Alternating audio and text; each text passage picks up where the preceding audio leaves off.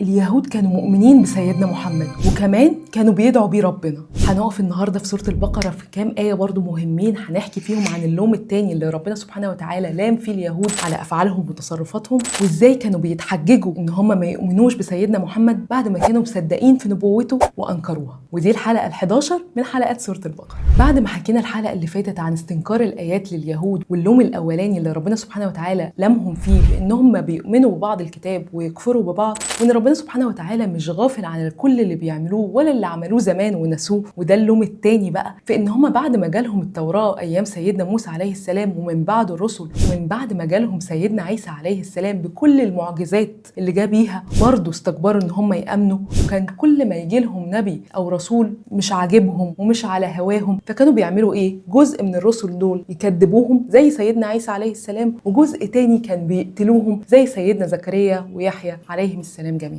ولما جالهم سيدنا محمد صلى الله عليه وسلم بالرسالة كفرصة أخيرة للإيمان، قالوا له إيه بقى باستهزاء ومن قساوة قلوبهم؟ إن قلوبنا دي متغلفة، قلوبنا غلف، يعني عليها غشاء وغطاء أو كأنها في وعاء، فإحنا مش فاهمين دعوتك دي ولا وصلنا، مش فاهمين أنت عايز تقول لنا إيه. وفي تفسير تاني بيقول الرازي في تفسيره إن معنى قلوبنا غلف يعني إن هي متغلفة بالعلم ومليانة بالحكمة، فهم مش محتاجين لعلم وشرع ودعوة سيدنا محمد صلى الله عليه وسلم، هم مستكفيين بالحكمة والعلم اللي عندهم. بس ربنا سبحانه وتعالى بيأكد في الآيات بعدها إن قلوبهم مش متغلفة ولا حاجة علشان كده هم مش بيأمنوا، لا، ده بسبب كفرهم وعنادهم اللي اختاروه بنفسهم. عشان كده ربنا سبحانه وتعالى لعنهم وأبعدهم عن رحمته، فما أمنوش بدعوة سيدنا محمد. وأقول لكم عنادهم وصل بيهم لحد فين؟ إن هم كانوا مؤمنين ومصدقين بسيدنا محمد صلى الله عليه وسلم قبل ما يبعث كمان، ودي حقيقة فعلا ربنا فكرهم بيها في الآية 89.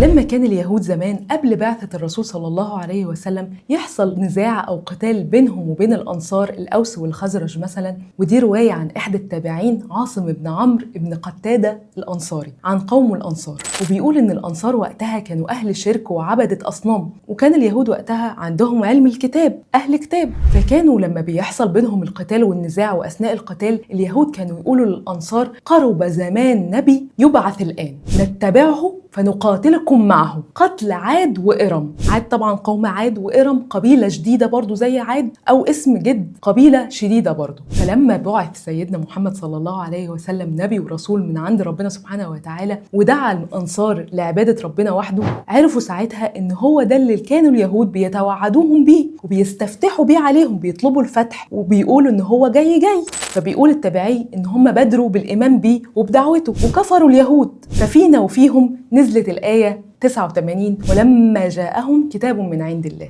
فالآية هنا نزلت تفكر اليهود عن اللي كانوا بيعملوه زمان قبل بعثة الرسول صلى الله عليه وسلم، وتقول لهم لما جالكم دلوقتي محمد رسولنا الكريم ومعاه الكتاب القرآن الكريم الوحي من عند ربنا سبحانه وتعالى، مصدق ومؤكد للي معاكم من التوراة، مؤكد لصفته ووصفه والبشارة بيه، وكنتم بتدعوا بيه ربنا: اللهم ابعث لنا هذا النبي يحكم بيننا وبين الناس. وفي رواية تانية بيقولها بعض المفسرين إن هم كانوا بيدعوا ربنا سبحانه وتعالى: اللهم إنا نسألك بحق هذا النبي الأمي الذي وعدتنا أن تخرجه لنا في آخر الزمان أن تنصرنا عليهم، ينصرهم على القبائل اللي كانوا بيقتلوهم وبيعادوهم.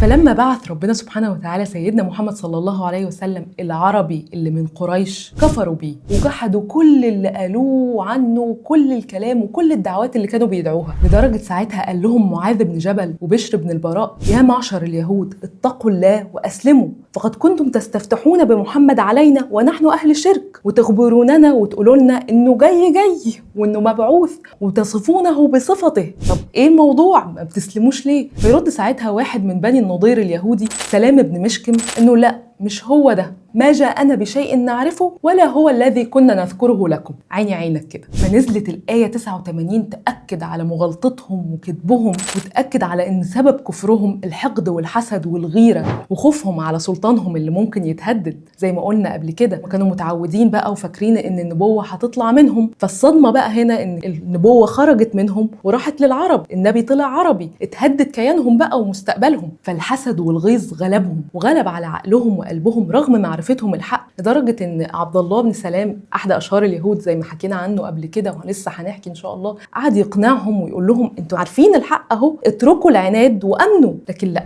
عشان كده الايات بتختم فلعنه الله على الكافرين، تاكد ان كفرهم وعندهم هو السبب في لعنه ربنا سبحانه وتعالى. هم مش ملعونين علشان هم ملعونين هم بالذات، لا، ان هم عنده وكفروا فاستحقوا اللعنة. حلول اللعنة عليهم كان بسبب كفرهم وعنادهم. هم فشلوا في اختبارهم، هم اختاروا الكفر، ما فشلوا في الاستخلاف. هم مثال حي لأن العند يولد الكفر حرفيا. لو أول مرة بقى تفهموا معنى الآيات قوي كده وتتدبروها، اكتبوا لي في الكومنتات، وما تنسوش طبعا تحفظوا الفيديو وشير مع أصحابكم، خلي الكل يعرف القصة والمعنى ويتدبر ويستفيد. ولسه مكملين في حلقات اليهود، ولسه في حاجات أكتر من كده بكتير.